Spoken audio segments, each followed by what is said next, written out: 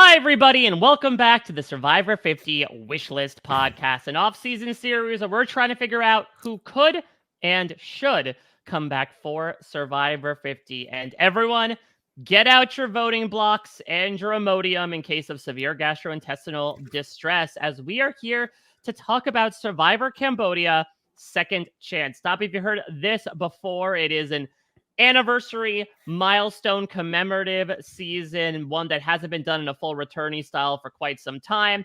The last one that they did was a very heralded all returnee season, and it's built up a stockpile of players that people want to come back.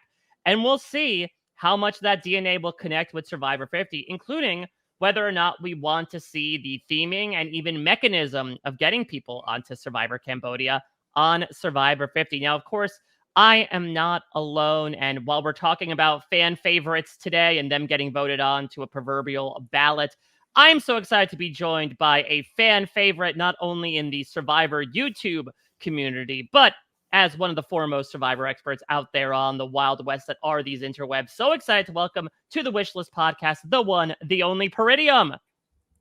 Thank you. Mike Bloom. It is always an honor to talk to you. Anytime I get an invite, I'm like, yes, let's go. You know more about Survivor than I do, in my opinion. So I'm always down to sit down and just rehash some of the best. I did unfortunately say, and I was like, okay, I'm doing Cambodia. What can I say about Cambodia?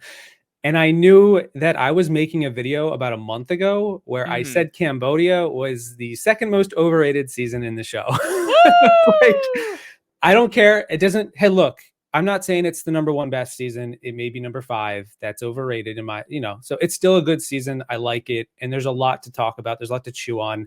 The lead up to this season, the cast reveal, the cast going out, the months leading into the premiere, just the rumors. There was so much, probably more than in my memory, almost any other season. And the outcome of the season too. There's a lot of really fun moments with all of these people for the most part. And some of them do come back after this. So they get to keep coming back, and maybe they'll come back again. We'll see. Yeah. But I'm doing well. Thank you for having me. No, excited to have you here. So yes, for those that are uninitiated and maybe jumped in just because you love Peridiam so much, for these returnee seasons, in particular the full returnee seasons, we do things a little bit differently than we usually do here on the wish list, where to Peridiam's point, we have previously voted people on during any seasons that feature new players. But for the returnee seasons, we like to more so take a look behind the curtain and talk about what do we think was the casting process to get this particular group on this particular season? And can we use that to forecast what the casting process might look like for Survivor 50? And this is going to be even more interesting than the previous ones we've done, because it is the most unique style of casting we have seen in the show's history, which is, again, of course, leaving it up to the fans to a certain respect. They gave us a group of 32 people, said vote on 20, and the rest is history. So we'll mainly focus on, to your point, Peridiam, the hype building behind it, the structure of it, and who wound up on the ballot and ultimately on the show. But listen, I'd be remiss not to bring up the fact that even though Ko Wrong is known as the hotter season, the spiciness of that take that you feel Cambodia is overrated. I just want a little bit of a tease of what you put in your previous video. Let me know your thoughts. Okay, sure. So I always say I have a bird's eye view on this community. I am very vigilant by default because I just enjoy the conversation about Survivor and Big Brother. And so from my perspective, and this is just my perspective, I always felt like Cambodia was regarded as at least a top 10 season, if not many's top 5. If not, it's definitely one of the contenders for the best season ever. This is what I hear. I know there are some other very popular consensus picks, but for me, I'm like, Cambodia is good. But on rewatches, and again, that does sort of play into it. The first time I watched this season, I have the strongest memories of that more than the rewatches. It was very fun, and I loved it. Every episode gave me that feeling of watching heroes versus villains from 11 seasons prior, where every week it was like I could not contain wanting to sit down and get into that hour of Survivor again, where a lot of seasons of Survivor don't always give me that. I'm like, okay, cool, I like Survivor, it's on. Cambodia, I was very excited pretty much from start to finish. That premiere episode might be the most hyped I've been honestly ever since maybe Winners at War, between those two. Mm. Given that I also got into Survivor with season 18, so I didn't have as big of a hype going into Heroes Villains, but I imagine I would if I did. But for me, Cambodia also focuses a heck of a lot on the strategy, which is not a hot take. It does. And I think that on a rewatch, you kind of don't get to, like, there's not as many laugh out loud funny moments and character moments. There are definitely some. There are a handful of characters on this cast, but Yes, May Keith Nail and his Tuk Tuk, rest in peace. absolutely. Like, I mean, Keith is, I think, the shining example of like character players who show up and you're really just there because you want to watch Keith, not necessarily like play Survivor, but just like hang out on a beach in Cambodia. It's not a cruise, you know? And for me, that's what I love. I think I found to love a little more than just the bare bones strategy of it, of how do we outmaneuver and blindside. Because once you know the blindside's coming, it doesn't hold up as much. It's a little less exciting. The suspense sort of goes away, and I'm like, well, what's left? And I'm like, okay, conversations about the strategy, still good. There's still a lot. I would still say this is probably like a top 15 in this respective of 45, 46 seasons. That's still really good, but I don't think that when I look at the disparity from where I think this season is usually ranked as like top 5 at least, I'm like, I think there's an argument to be made that it's not that high. Mm. Yeah. But I yeah. mean, I certainly, as someone who advocates for rewatching seasons all the time, I do often think that, yeah, one of the benefits of doing it is when you know the outcome, there might be strategic moments that you forget about or players that are better or worse than you remember. But for the most part, you're pretty much rewatching, to your point, for these character moments, for maybe following them as people more so as players, since the outcome has obviously been spelled out for you. But I do think one of the biggest strengths, regardless of how you feel about Cambodia, is the theme. Is this idea of, okay, we have certainly seen people come back time and time again. Hell, we're talking about season 31, 9 seasons prior. We saw Boss Rob come back for the 4th time and win Survivor. There are people had become legends of the game amongst the first 30 seasons. But then there are those, both those that were left kind of back in the old school that for one reason or another had not been brought back, to people who became stars of the most recent seasons that had kind of been on a nice trajectory for Survivor, had become a part of some of these more critically acclaimed seasons in the late 20s.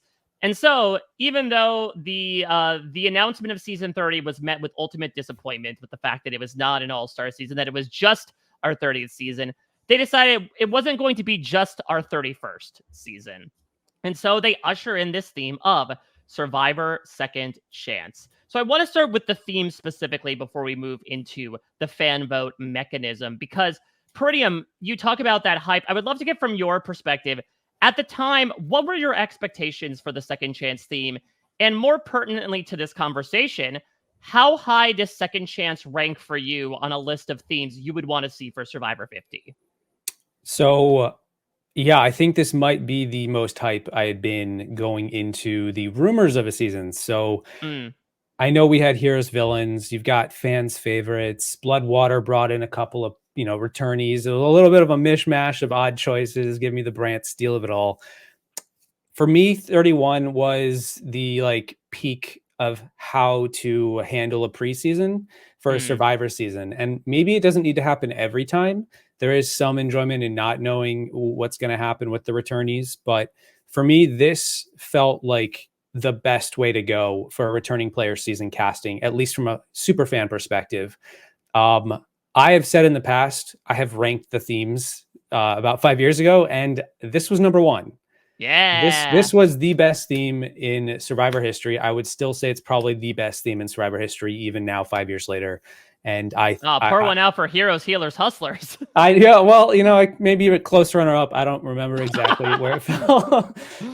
Yeah, but still, I've been advocating for Second Chance too. I've always wanted it back. I've always said, why would they not? Like, there's an invigoration in the community online when you get the chance to speculate endlessly for months, which, to be fair, we're kind of doing regardless of whether we get a Second Chance 2 or not anyway. But knowing who's on the ballot for weeks, knowing who's on the cast before they even get on the bus to go to the airport, like, that is that is so unreal to think about, given that every other season it's just the usual. It's just we don't know. We get the cast reveal online. We read the articles, which are fantastic, by the way, from Parade and everyone.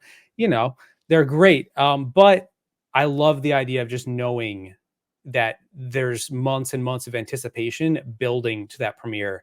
And it's not Winners at War, where we were given the reveal trailer at the end of the reunion, which was exciting, by the way, very exciting. But we kind of knew the cast if you were online. You knew the cast for a long time at that point. This, to me, is the peak way to handle a returning player season. And I think it's the best theme they've ever done in 46, possibly 50 seasons. I don't think I disagree with that, because what I loved about it was sort of the emotional initiative that it gave everyone that was out there.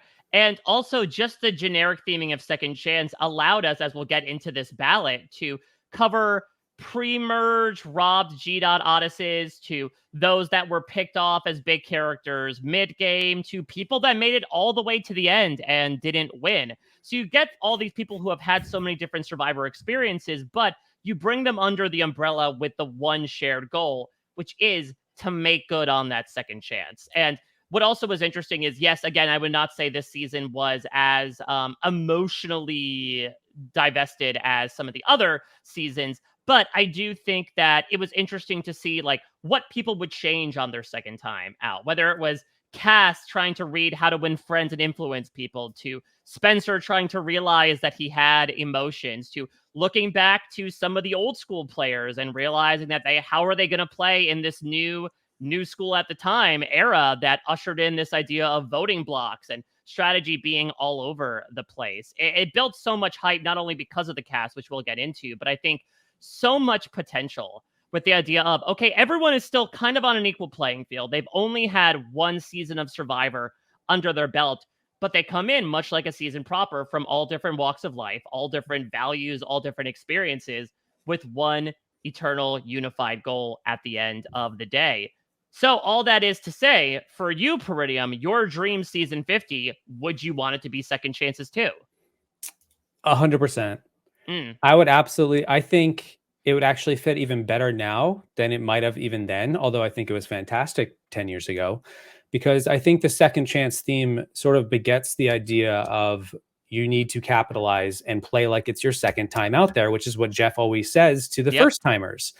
And a lot of them don't. But if you're cast as a second chancer, you're going to do that. That's the theme of this. It's on the buff, right? You got to go fulfill that fan desire that you yourself might be asking for in any of these players, even if you weren't on the season.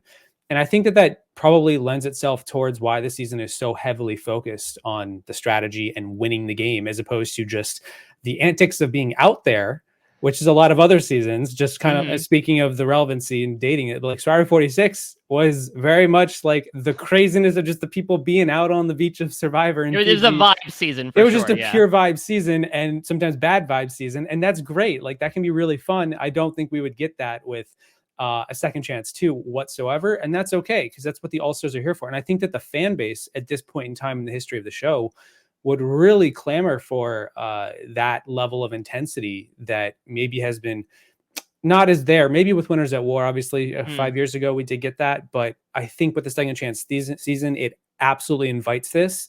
And it would be really, I think it would fit perfectly into Survivor 50, where it falls in the timeline of the show. I don't know why Jeff wouldn't. I don't know why he hasn't since then, to be honest. I'm sure there are reasons behind it, and he just wants to like do it like Game Changers. I don't know what happened there. And Winners at War makes sense, but I know that they had a lot of other ideas prior to that season manifesting. So I just think it's, they should do it for Survivor 50.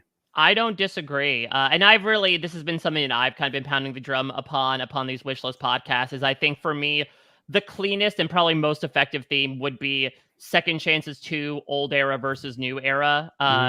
Because the fact of the matter is as well, and one of the experiments of this wishlist podcast series is that there is heaps upon heaps of players that have only played once. And yes, we have brought back, including in this very season, plenty of people to play a second time and more. And there definitely would be people that we would want to see play a third plus time. Hell, the guy whose name is behind this podcast would be an example of that. So it's a little bit for me of like balancing, okay, would I rather do like a best to never win and then include like 2nd to 4-time players, or would I rather just do second chances? Because it is, to your point, such a strong theme. And you talk about the fan base being invigorated.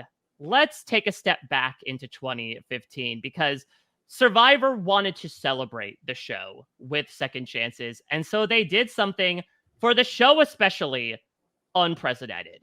They said, okay, here are 32 people from the first 30 seasons of the show. Go ahead and vote. The top 10 men and the top 10 women who haven't won the game, asterisk Mike Holloway, will get onto this season. And it was such a wild time to be a Survivor fan, Peridiam, because we'll certainly talk about whether or not a fan vote would fly today with like the state of Survivor social media. But 2015, Survivor social media was still pretty young.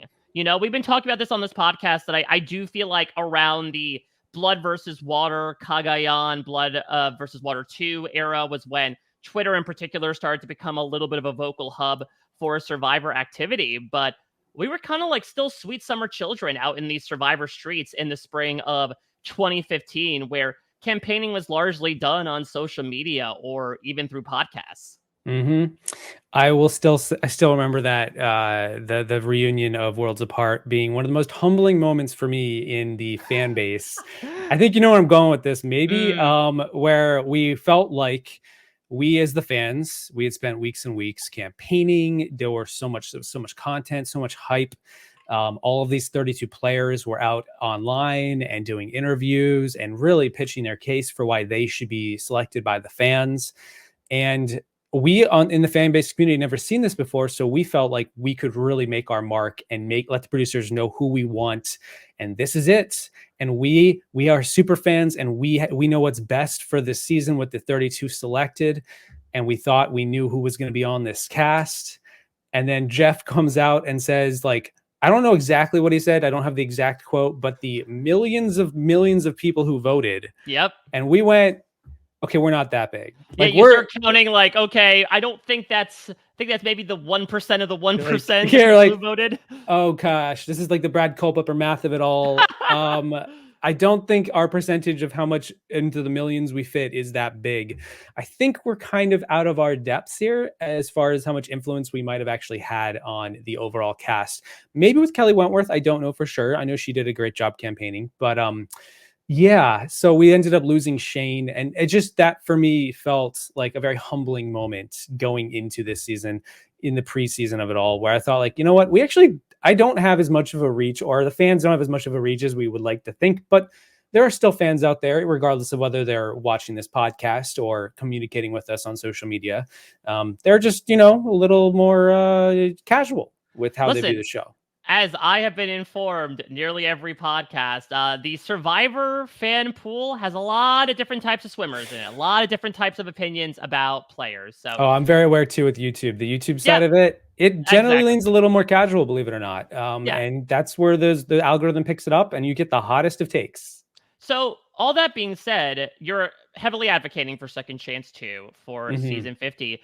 But would you want the fan vote to get brought in? Because we could do an entire freaking podcast series about what social media has, metamorphosized into, and how it's sort of influenced the perceptions of Survivor both on and off the show in the past 10 years. Would you want another fan vote for season 50? Yeah, I'm sort of divided on that. I think ultimately I would probably just say go for it. And then we would have to cast within the confines of, like, okay, initially it was 10 guys, 10 girls, or however many people. You could even do more. Maybe we have more than 20 people somehow. Probably not with the 26-day format, but maybe they go to 39 again. Who knows? Why don't we go big, Jeff? But I'm also like, then they'll obviously create the POC versus the white thing. And then we'll have I think there needs to be a divide with the old school, new school a little bit as far as who's on the ballot. Because there's going to be 9 seasons before this. Exactly. And it's also, to me, it's just like such a naturally fertile theme. I mean, how many old school alumni have spent the past 3 years complaining about how Survivor ain't what it used to be? How many new schoolers have then responded saying like, no, we're just the same as you? How many times has Jeff gone on the record being like, actually, the new era is harder, and really stoking those flames? This feels like a natural rivalry that needs to bear out on a season. Although I wonder, is Jeff biased then and is going to be advocating for the new era players because he's all like, well, we can't have the old school way of doing it win because that's not true, where we're yeah. at. Where are we going to do? Okay, they win. We go back to 39 days. Is that the stake? Oh, I like the stakes of that. Yeah, you compete for the number of days that exist from Survivor 51 onwards. I mean, listen, I would be speaking out of both sides of my mouth if I didn't advocate for some form of a fan vote, considering that's what this entire experiment is, that we are doing a fan vote. I wonder if, because I agree, it cannot be as straightforward as it was back in 2015, particularly with the diversity initiative. Could we do something along the lines of, certainly at the time, again, this was new for Survivor, but something that I was very much reminded of, as I'm assuming you were as well, Peridiam, as a huge Big Brother fan, at the time this fan vote was released, was the voting for Big Brother All-Stars, where all the way back in, what was it, 2005, or 2006, I think it was. Yeah, they did a fan vote amongst a group of possible returnees for Big Brother.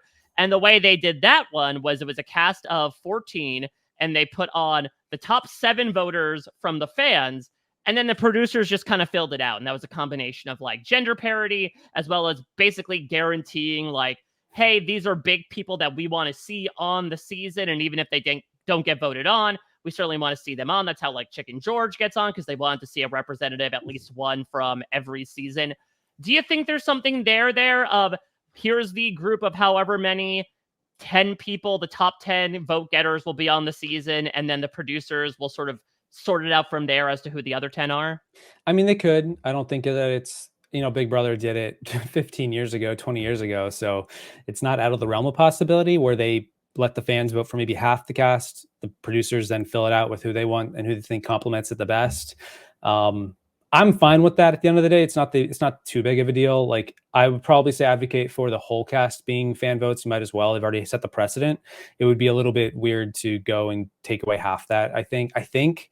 But ultimately, I'm, either or. And if they didn't do a fan vote cast, I'm okay with that too. But then they have to abide by what I think is the best cast. And so, then I'll be disappointed because I'll be like, oh, this is what we didn't get. And anyway, but yeah, I feel like they could do the vote, or they could not. Either way, I could take it or leave it.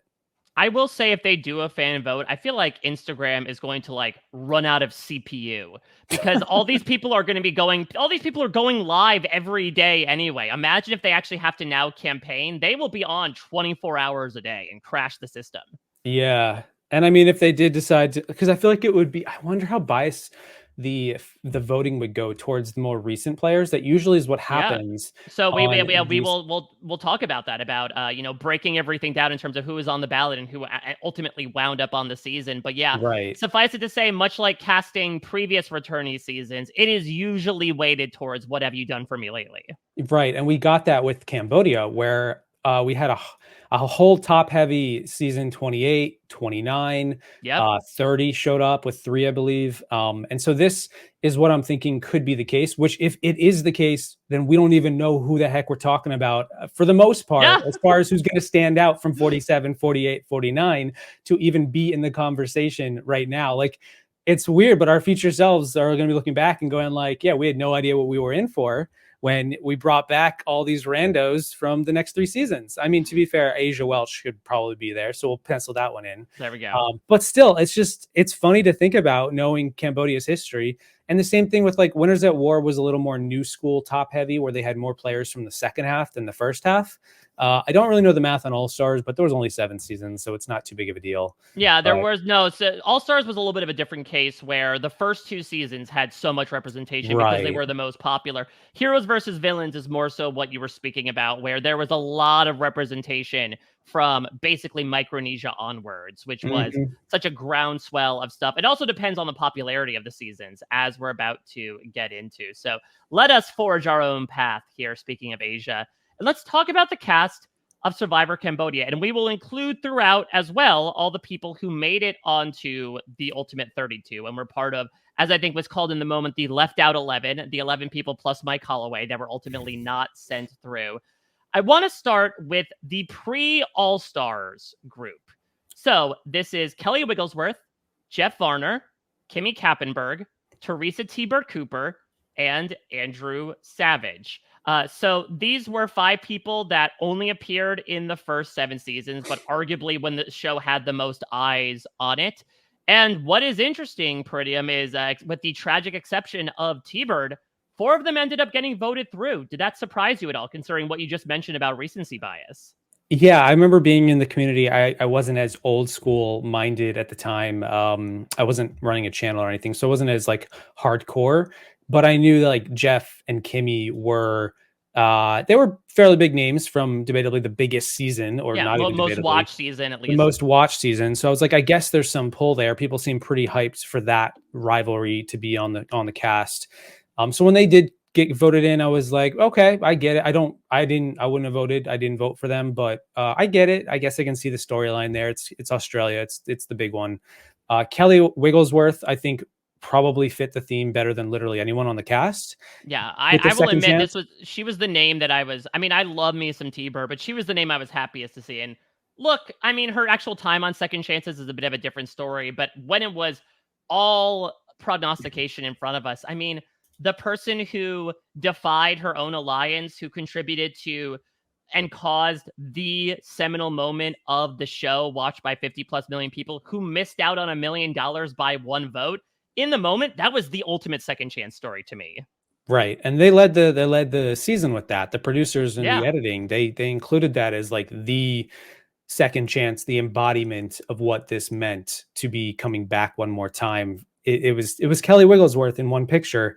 So I was like, thank God. And Jeff, I know I even said in the reunion, like, you're back. He was so excited to have her back. And you know what happened after that, a different story with how invisible she was and how irrelevant to the season she was. But for the most part, yeah, I wasn't too surprised. I think I did want Kelly back because I thought that's a really cool narrative to go from, everybody remembers Richard Hatch, but Kelly's a little bit of an afterthought in the scheme of things. People always reference Hatch. Even today, when I talk to people about what I do, they're like, "Oh yeah, that show with the Rich, yeah, that's the guy." Nobody says Kelly, unfortunately, and they still don't, unfortunately, and that's just what happens. My Yeah. cat's going crazy. Sorry about that. No, I'm a On the huge Kelly side, fan, it seems. she's jumping around. I'm like, what does she see? Yeah.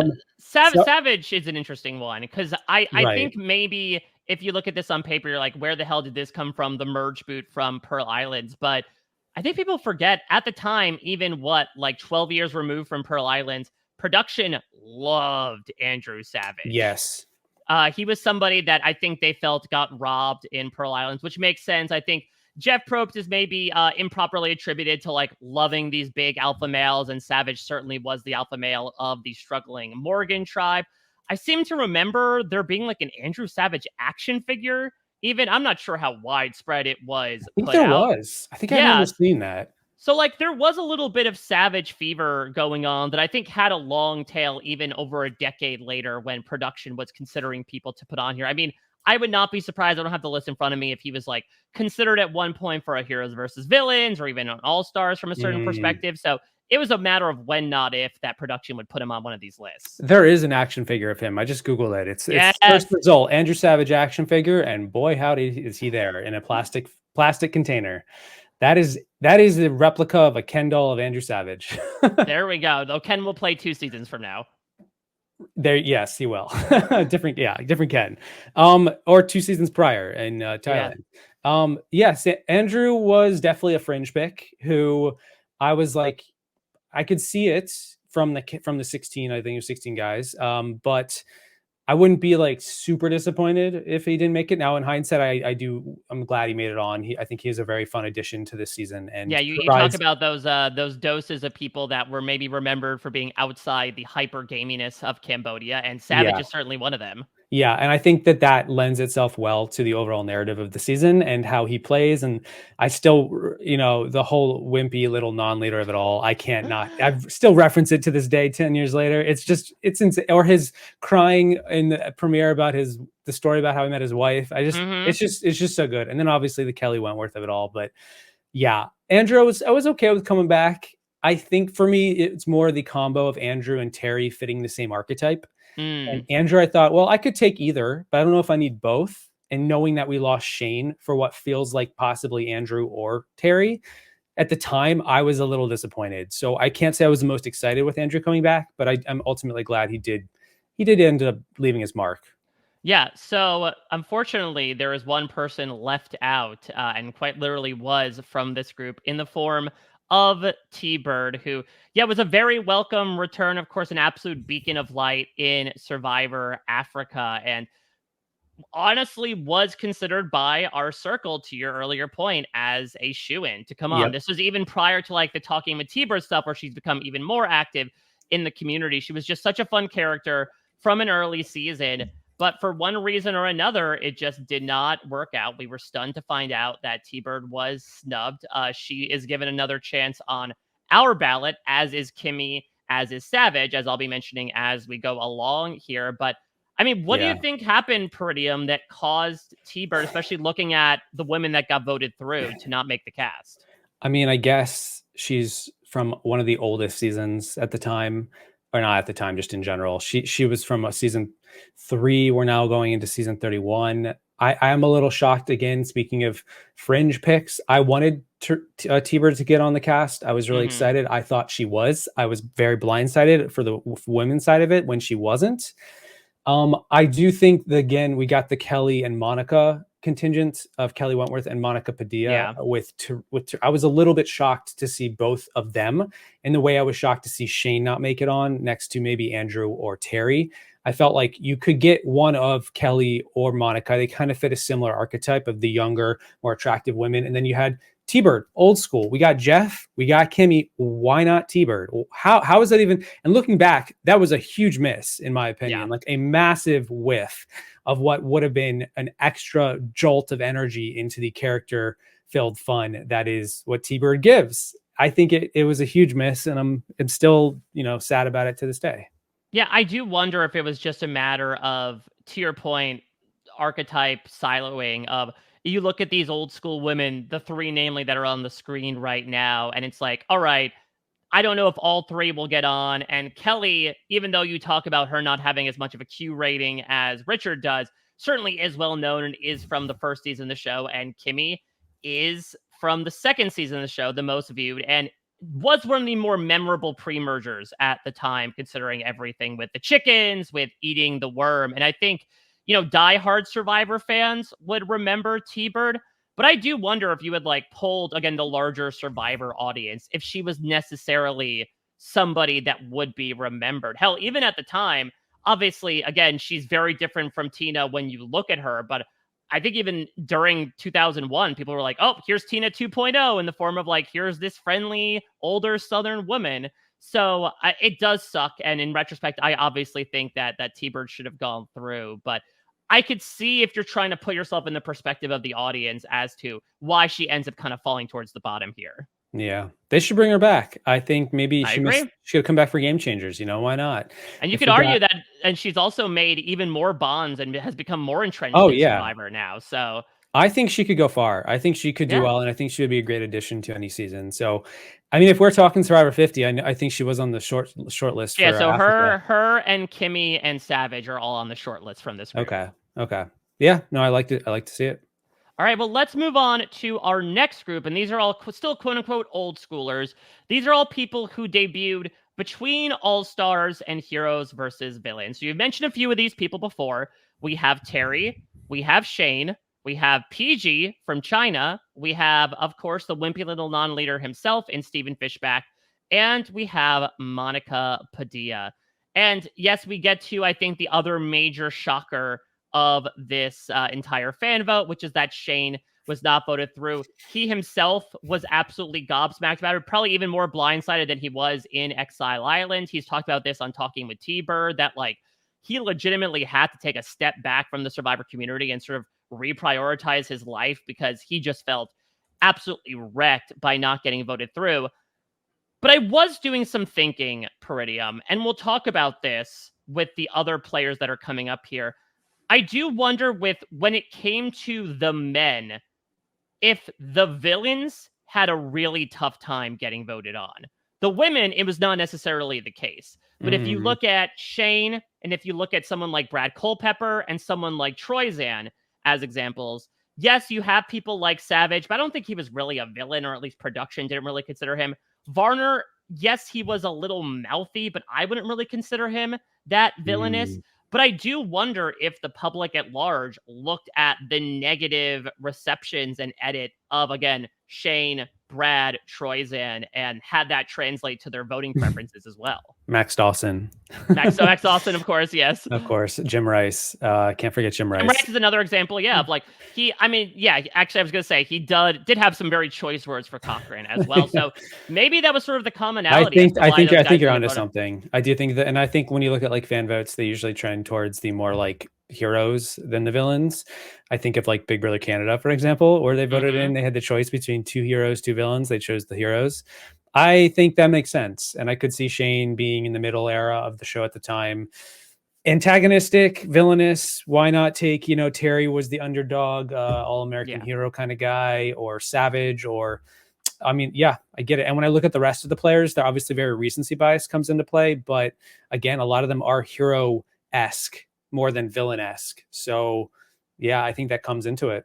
I think that might be a huge difference. And I don't know if I've ever been more blindsided than seeing Shane not make the cut, and watching Shane go through that live. Yeah, was a roller coaster. Yeah, because it's one thing to get your heart absolutely shattered and have your worldview get turned upside down by not getting on this show that you thought you were guaranteed to be on.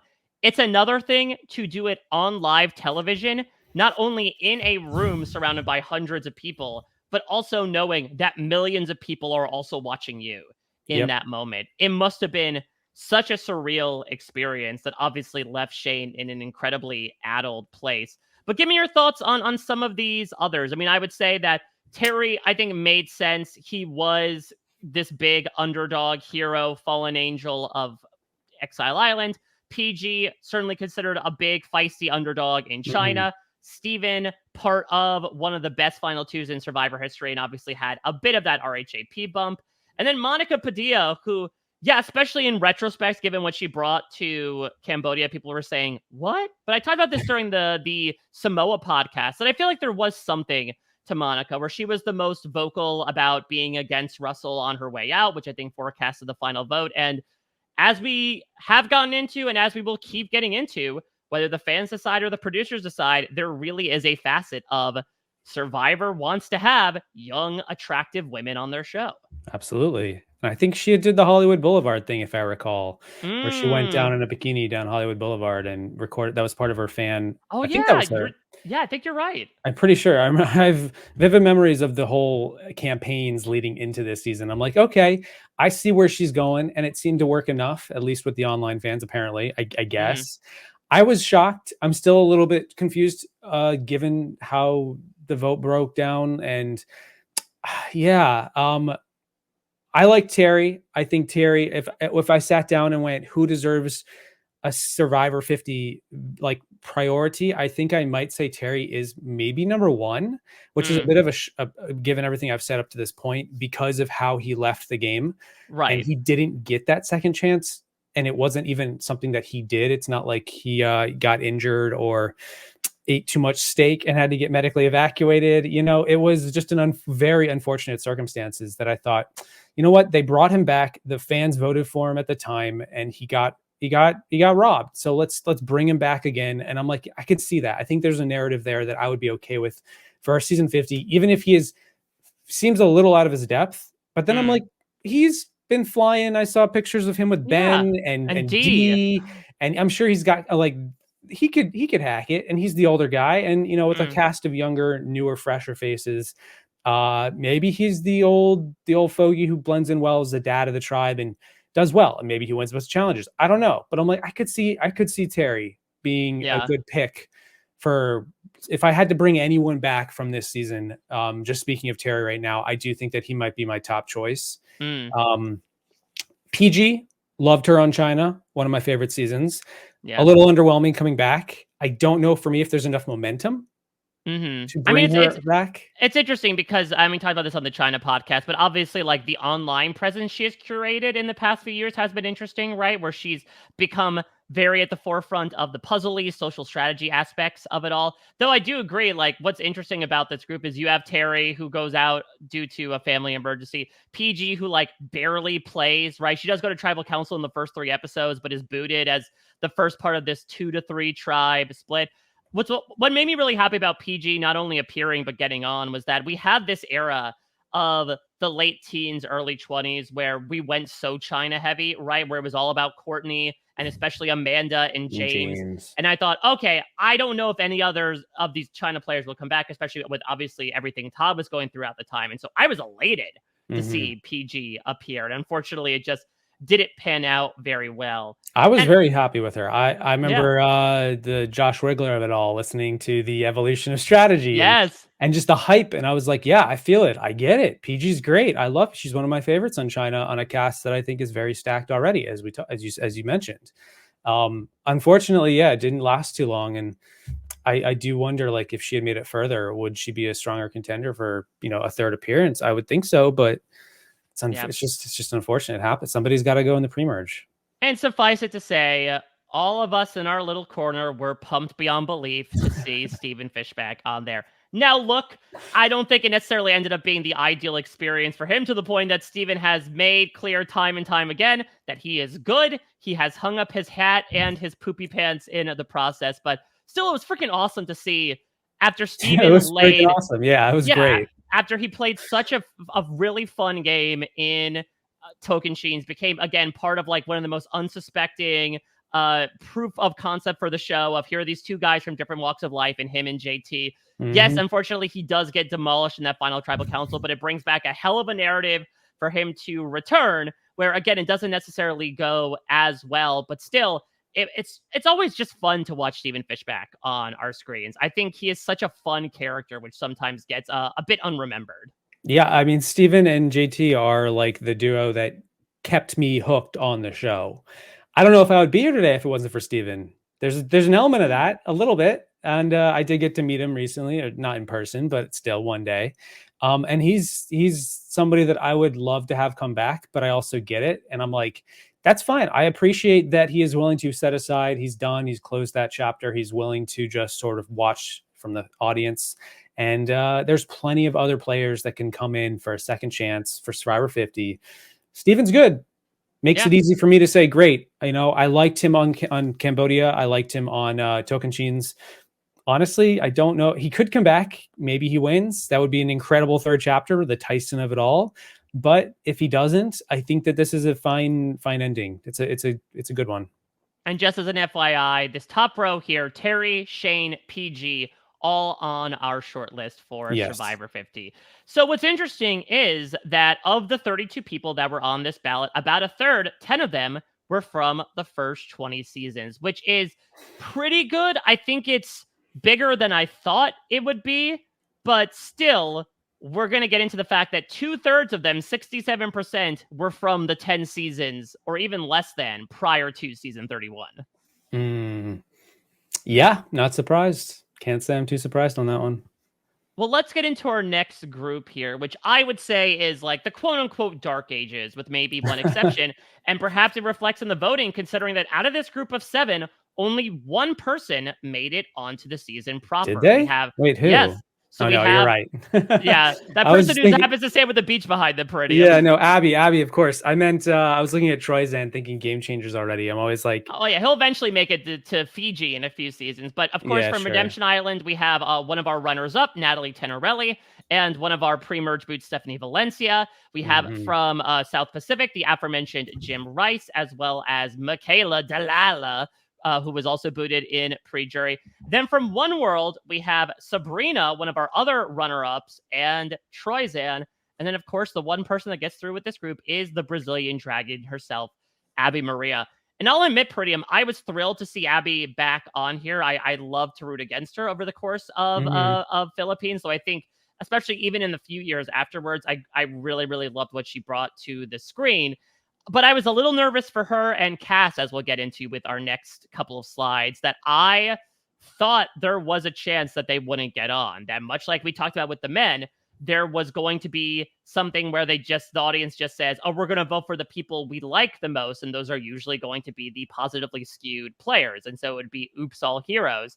So I Right. was happy about it. And I wonder if part of it was just due to the fact that they really cast a wide net, as we talk about with like these four women in particular, Natalie, Stephanie, Michaela, Sabrina, as like, all right, we're going to try to get at least a couple of young, beautiful women on the season.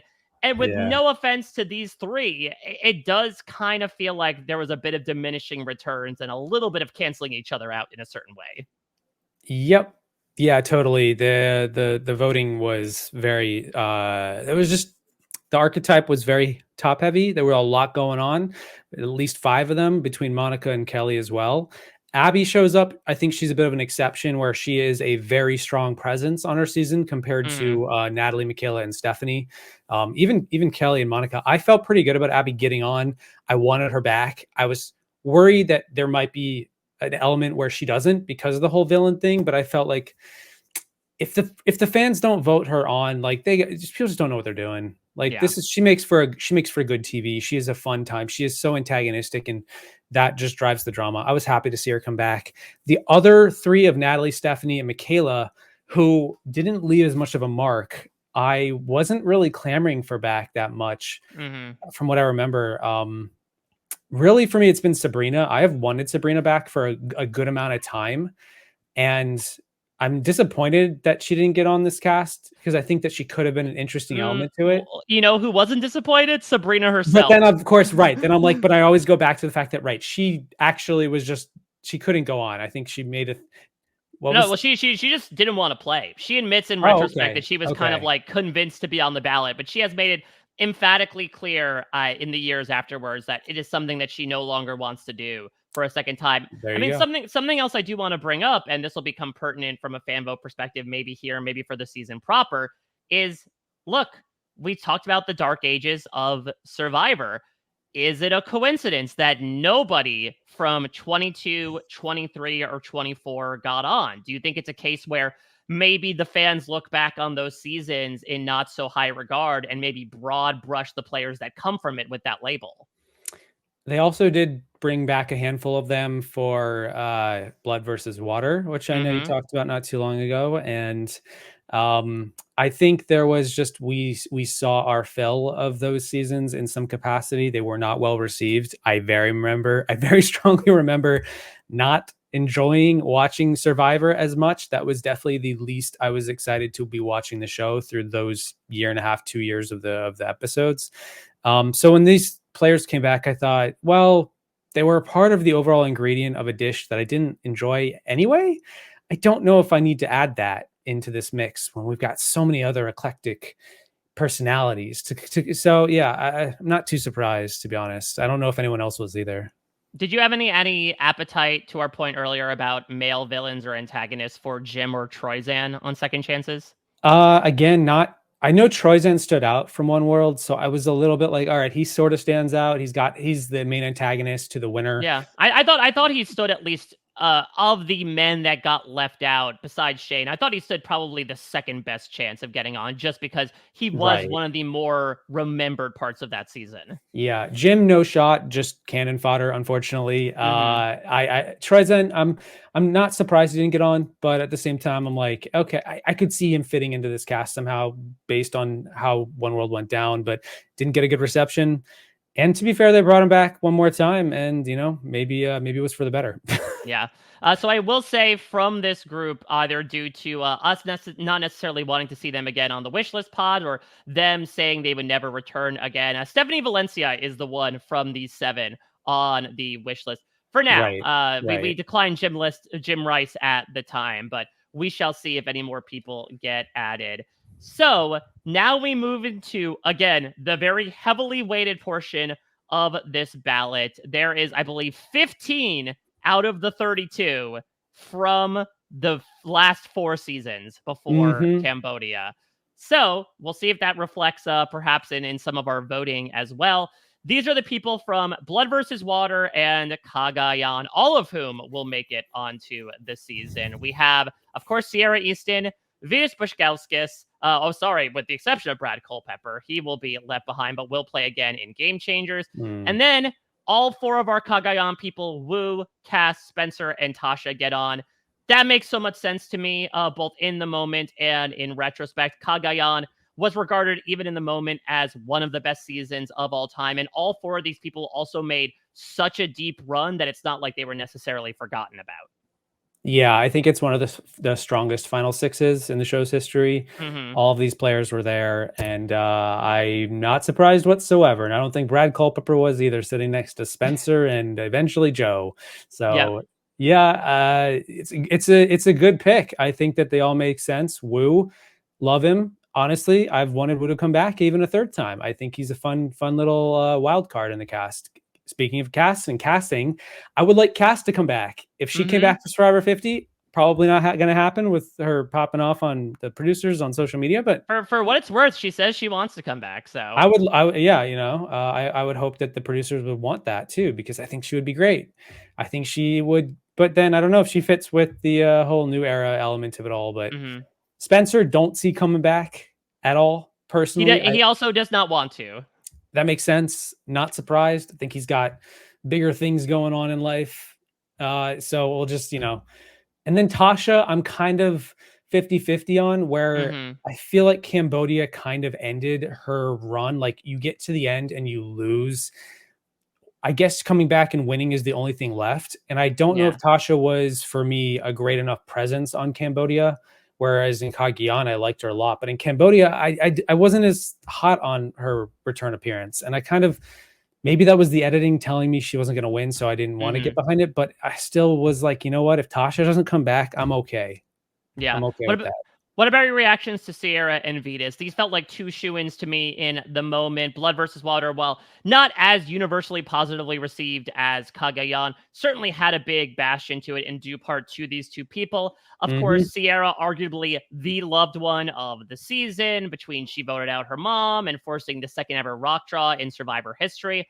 And at the time, again, maybe in hindsight, not so much, because he not only ends up getting booted first, but also breaks his NDA and contract, and so is never going to come back. But Vitas was very popular at the time as well. Now, maybe he is a little bit more on the villainous side of things that might preclude him from getting on, but still, he had this big story, right, about being from the wrong side of the tracks and getting clean and getting out of jail. And so I still think there was a groundswell of support for him at the time. Yeah, I wasn't surprised to see either of them come back. I think they were two standouts amongst the newbies of Bloodwater. Sierra obviously has the voted out her mom. Speaking of Bloodwater, she voted out her mom, and Jeff could not say that every time he got the opportunity. And the whole big moves era of the show was very much if anyone's a game changer, to be fair, I do think Sierra's narrative of big moves. Come on, guys. What are we doing? Yep. And she made one of the biggest, to be fair, in Bloodwater with the rock draw. So seeing her come back, it made sense. I wasn't surprised. I probably was happy with her coming back 10 years ago. And yeah. So also should mention here, going on to our personal short list, we did put Sierra on the short list. We put Brad Culpepper on the short list. He has recently expressed that he would like to come back. And we put Cass on the short list, though. Who knows, Peridiam? Maybe if there's a groundswell of support in following your footsteps for Wu, we could put him on as well. I have no idea. I was going to say no Wu. I'm a little blindsided. I don't know if Wu wants to come back. Yeah, I don't know either. I mean, I see him in all these ads online. Maybe. Why not? More face. You get your face. Exactly. He could be in Survivor and then be in the commercials in between Survivor segments. Right? Like D is doing that with the whole that one movie. I get it though. I know, like, a lot of people. I remember at the time Wu getting on, and I remember there being a bunch of people who were kind of confused that Wu got on. Oh, really? I from my perspective, where I was sitting in the stands, I do remember that. People were like, "Oh, Wu. Oh, okay, I guess." And I was like, "What do you mean? Wu's great. Like, he was." And also, there was so much potential to that second chance story. This was a guy, even more so than Kelly Wigglesworth, who seemingly on the surface seemed to have an absolute choice of a chance at $1 million, basically, or no shot at $1 million. And he made the wrong decision. If you talk about redemption, how else can you better yourself than that? Wu is the Cody Calafiore of Survivor. Exactly. And if you know Big Brother, he is he is one return appearance away after this from playing the perfect game. All right, well, let's Anyway. move into away from Peridium's fan fiction into our final group here. So these are the people from the last 2 seasons, from the last full cycle that aired before Cambodia. And what I was a little surprised about was the fact that we have 3 people from San Juan del Sur in, of course, the late great Keith Nail, Jeremy Collins, and Kelly Wentworth. But I forgot, Peridium, that we had 5 people from Worlds Apart. And I think it really goes to show something I talked about with Jess Lees yesterday, is that production loved the Worlds Apart cast, and it just, for many reasons, did not ping with the viewers, which now makes sense because only 2 of them get on. Now, one of them is disqualified in the form of Mike. But talk to me about this this group of 8 that you see in front of us between Keith, Jeremy, Kelly, Mike Holloway, Mama C, Shireen, Joey Amazing, and Max Dawson. So not surprised with Keith at all. Very popular. Almost won the season. So yeah, makes sense. I'm also glad he got back.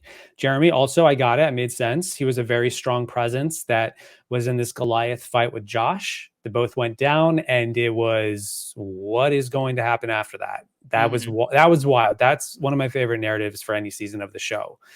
Kelly was definitely an oddball pick, came out of left field. I know she had a massive rally online. I know that I think RHAP was behind her a good amount. Well, she was a super fan. She was a super fan, during San Juan del Sur, where the cast was not necessarily allowed to talk about Survivor. She was the most euphemistic behind it. She made the finals of Miss Survivor that year just because she was one of the, I think, original people to build such a groundswell of support in like the modern day Survivor social media structure that we see. There were the people back in the day that obviously had people standing them on Survivor Sucks of the Robs, G. Odysses, and, under the radar goddesses of it all. But Kelly seemed like one of those players that like was able to make hay while the sun shone, and served as an example of how, like, if you give nearly any Survivor player a second chance, they might be able to absolutely lay blaze to the game. Yeah, whereas I think Kelly Wigglesworth fit the theme going in. I think Kelly Wentworth took the theme and really made lemonade out of the lemon. Oh, I love that. Yeah. The contrasting Kellys. Well, let's go to Worlds Apart here. Any surprises one way or the other? I feel like in particular, again, T-Bird and Shane were the biggest 2 snubs, but Mama C might pick up the bronze here. Yeah, I was interested in her coming back. Not for nothing, she's got the same name as my wife, so I thought that was I was dating my wife, but I thought, oh, Carolyn, let's go. Let's bring Carolyn back on the screen. I thought she was a great representation for the name Carolyn, but I wasn't terribly surprised given this season's reception going into Cambodia.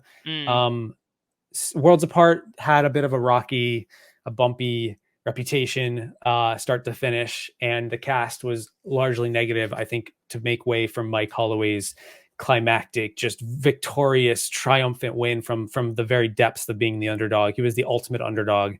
And, Mike obviously was not getting on this cast, and Mike knew that, and he was just got this cheeky grin, like, look at me, guys. What if I don't win? What's interesting, though, to go back to my villain theory, is that it's pretty widely circulated that Mike would have gotten on to the 10 had he lost. And the rumor is, people don't necessarily know, but people believe that Andrew Savage was the one who basically got on. So again, a guy who was a little bit more hard-edged made sense that he was on the bubble here. Yeah. I remember hearing that as well. And not surprised. Mike was he was the most popular, I think, of the bunch coming out of Survivor 30. Recency bias, a hell of a thing. And Carolyn unfortunately didn't, being on the opposite end of that, being more of the villains group of whoever the axis of evil that season were, with Rodney and Dan. It's just they're not the best people to be having on your campaign trail to these are my allies. It's fresh in everyone's minds. I think the reception wasn't great, and I think Carolyn was dragged down a little bit. And I also think, combined with the fact that we had Kimmy and Kelly and T-Bird, and there was a slightly older women's group of players, and she didn't have the legacy appeal of her. I don't know where she would have fallen, but I mean, if she came back, I don't mind. I think she played a good game. So I will say, of this list, we have Kelly Wentworth technically on the ballot, though, because there were so many people to put on from San Juan del Sur, and Sasha said, like, it feels weird putting her on for that original season. We actually have already put her on for Edge of Extinction. We penciled her on for that. But Mike, Carolyn, and Shireen are also all on the ballot. And yeah, I wonder if for Carolyn, I did think there was a chance she'd get on, because remember that like the voting closed around the time when she had that big penultimate episode of Worlds Apart where she idles out Dan Foley. And so I thought this was going to be another Brenda fan favorite Kara Moen moment of like, they just saw her do this. This would be the moment to get her on. Something that Jess brought up that was interesting as well is that, listen, given the edit, it was probably between either Carolyn or Mike to win Worlds Apart. And so there was a chance that people might have just done a bit of like a bystander effect of, well, why would I use one of my votes on Carolyn if she's already going to win? And unfortunately may have failed because people had assumed she already had it in the bag. No, that's a good point. I could see now. I remember I didn't vote for Mike, even though I liked him and I was rooting for him, because I'm like, he's probably going to win. And if he doesn't, he's going to get on. So it doesn't matter. And maybe I had that thought with Carolyn where she might win. She's definitely second best and second most likely. I don't know, but yeah. Say la vie. Yeah. Max is someone that does not want to come back. Joe, we have talked about comprehensively, someone that I don't think the show would want to come back. How would you feel though about like a Shireen or a Kelly back for time 3.0 and 4.0 respectively? Kelly Wentworth, Shireen and Kelly. Shireen again suffers from the same analysis I had with PG, where big moment, big character first time, comes back Cambodia, doesn't do so well. Is kind of an afterthought on the season. I walked away from Cambodia thinking if we don't get her back, that's okay, because, she got a second shot. There's so many other players out there in the history of Survivor that don't get a second shot, that you come on, you don't do well, it sucks, but you got a second shot. In and of itself, that's a victory. That's a win. It's not the best outcome. And then Kelly embodied second chance to me, like the best walking out of Survivor Cambodia. I thought, like, hot damn, she is like the new hotness on the block. Like Kelly Wentworth was just, I was rooting for her so hard. I could kind of feel that it wasn't going to work out towards the end. But I really wanted her to win. I was really excited for her. Jeremy was very excited too. He played a great game, better game. But Kelly's underdog narrative and how she played that idol on against Andrew Savage. And it was just, there are only a handful of times in my life that I've gotten out of my seats watching Survivor, and I'm by myself, like in my living room. And that I remember that pretty damn well. And that's like one of like three, maybe. So I'm like, I would be, when she came back for Age of Extinction, I was like, I get it. Yeah. And honestly, other than Terry, I think that Kelly Wentworth would be my other pick from this cast to get a fourth shot. Only because as much as I want second chance to happen, second chance 2, and Kelly's now doubling that. Yeah. I think that she's great. I think that she's a great presence, great character, plays hard, would fit in well with the new era coming into it with the latest. We're going to get a lot of 47, 48, 49, 46, whoever. I think she could do well. I think she would probably go pre-merge, unfortunately, based on her reputation at this point. But if we're letting other players have fourth times, I don't want to just like say, no, it can't happen. This is Survivor 50. It's not second chance 2. So fourth timers, third timers could happen. I'm okay with Kelly coming back. Yeah, that's why I'm saying, like, try to go for the happy medium here. If you do best to never win, it gets rid of all the legends that were on Winners at War, who we've already seen. And maybe that's how you get Suri back alongside Wentworth and Rob Cesternino and Amanda Kimmel if she wants to come back. Could be interesting. Just saying. Last thing I want to bring up when it comes to the casting of this Peridiam is, of course, we had 32 to pick from, but there were some others who did not make the cut. And over the years, it's been revealed some people that were ultimately cut in the process of scouting people for second chances. And this is in alphabetical order by first name. We have Angie Layton, the cookies girl from Philippines, was cut at finals. Of course, Chelsea, another runner-up from Survivor One World, cut at finals.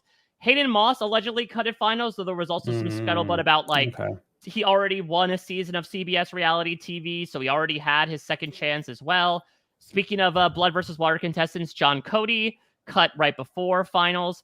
John Mish, big story for those that don't know, is that he got a call, went to voicemail. He didn't listen to it in time, and as a result, missed out on possibly being on the season. Jatia, speaking of the rare Cagayan people who were left off the ballot, did not make the cut. And then we have a bunch of people who declined. So Greg Buis wanted to be on, according to Jeff, but had just started a new job at a nonprofit. Ian also had some work obligations and has now come forward to say that he would only do it if it was the last season. 2 misses. Damn. Jeff Kent had been really wishy-washy where he was offered it and was like, I don't know, Probst. And he's like, well, shit, or get off the pot. We're casting this now. And Jeff said, no, not now, not now. Josh from San Juan del Sur, Jeremy's enemy, declined because he had a Broadway contract at the time. Natalie Bolton, someone that we've wanted to see back for a long time, declined due to work obligations. Artsy, of course, the big story is that she found out that Abby was on the ballot and blanched at the idea of competing in another season alongside her. And finally, Shambo, even after being asked back for Heroes versus Villains and declining it, declined it again. The rumor is, I think, just in reaction to her edit and feeling like she was kind of clowned upon by production, decided to leave Survivor behind. Anybody from that list, Peridiam, that you wish you would have been able to vote for? Yeah, Greg Buis. Are you kidding me? I don't know what that looks like, and I want to know. That is a checkbox I would easily check so quickly. Getting Greg on the show. Ian, I'm a big fan of Ian. I liked Ian a lot. He looks like my really good friend from elementary school that I still keep in touch with. He's always reminded me of him. Just a tall, lanky, funny looking guy. He's nice. I loved Ian. He's probably my favorite of the whole season. And I think those are the top 2 from that whole list. Yeah, I think those are the 2. If I did, without being too greedy, I'd probably take those 2. So what did we learn here today? I think even if there's no fan vote that is incorporated, I think, as has been indicated, but has really been shown through the numbers in this ballot, that if there is not any sort of like explicit division of eras theming, that a lot of casting is going to be looked at from the last 4 or 5 seasons of the show, which is really interesting in that even when we create like new era wish list candidates, there might be some people from 41 through 44 that if All Stars were in 45 would be shoo-ins, but maybe not so much. And also, if there is a fan vote, I would say if you are a villain, it seems like you have a better chance of getting on if you're a woman as opposed to if you're a man. Yep. Yeah, right. I think that makes sense. I would not. So I'm thinking now, like, is Q from 46 not a lock? I think he might be. Like, I think he's stuff like that. These are how I'm thinking. Like, if I think about the latest seasons, I mean, that's the big question, though. Is are there villains in the new era, Peridiam? That's what it comes back to. Oh, there are. Jeff picked the wrong time to release that statement right before Survivor 46. I'm always like privy to what Jeff's meta commentary is going into the season, because it's like he knows what's going on. So what is he saying? Because I'm like, well, okay, the Banu of it all, but no, there's the rest of the cast who are like very villain coded. Anyway, yeah, I we'll see. I wonder if the taste in the fan base, maybe the fans have shrunk a little bit since 10 years ago. Maybe the female heroes and the male villains will get a bit of a bump coming into Survivor 50. I personally think we're going to get a lot of top heavy new era cast for Survivor 50. I also personally, and this is just going to come out of left field at the last second, I'm doing my own video where I am going to be putting together a fantasy cast for Survivor 50. Yeah. It'll be coming out during Survivor 47.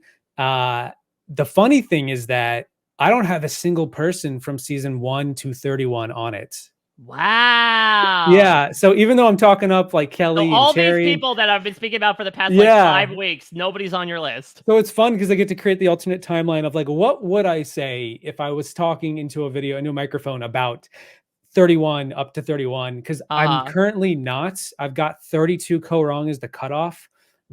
I think Sydney needs to come back if she wants. She's my go-to pick for Ko-Rong. We've already got Michelle, Aubrey, Ty, like they've already been done it. Debbie, even Caleb, for what it's worth. So I'm looking at that going forward. Those one-timers from 32 onward, I think would be excellent. And I think that in order to create legends beyond Survivor 50, you got to have a legacy and you can't keep going back to the old water well. That's my personal take. It's not always the fan favorite take, I know, because I know a lot of people love their old favorites going back to the usual, but I say let's forage into unknown territory.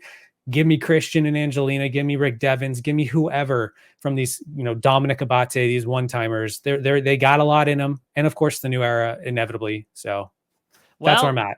you talk about going back to the water well. Let's go to a season where they were struggling for water at a certain point, as we'll start upon your list of candidates as tomorrow we finish out the week with Survivor Co. Wrong. I'll be joined by Kirsten McInnes to break down the brains, the brawn, and the beauty. And I'm super excited. Co. Wrong is one of my favorite seasons. I loved it at the Yeah, moment. I top love 10 for me Yeah, personally. I love it even more now. It's gotten a little bit of a second life on Netflix. And what's going to be interesting about this for me, Peridiam, is I feel like now we're going to start segueing away from going through casts where the question is, okay, would this person want to play again? And more so now into the category of like, okay, who do we want to see again? Because Mhm. a lot of these modern day players starting in the post Cambodia era, for the most part, do want to come back and do this. So it's going to Yep. become a little bit more subjective in the process, but I'm super excited about it. Be sure to not miss out on a second of it. But Peridium, this was such a great time. Thank you so Of much course. for taking us back nearly a decade to your thoughts in the moment in 2015 to prognosticating ahead about videos that you'll be putting out in the future. Of course, you are working your tuchus off as you are on videos every week, and this is coming out actually in between Big Brother premiere nights. So suffice it to say, you're going to have your hands full with a brand new season of that. Oh yeah. Big Brother does my head in so much. I walk into it and I'm like bright-eyed, bushy-tailed, and I walk out like I've just left a nuclear war. It's insane. So we're on the precipice of that.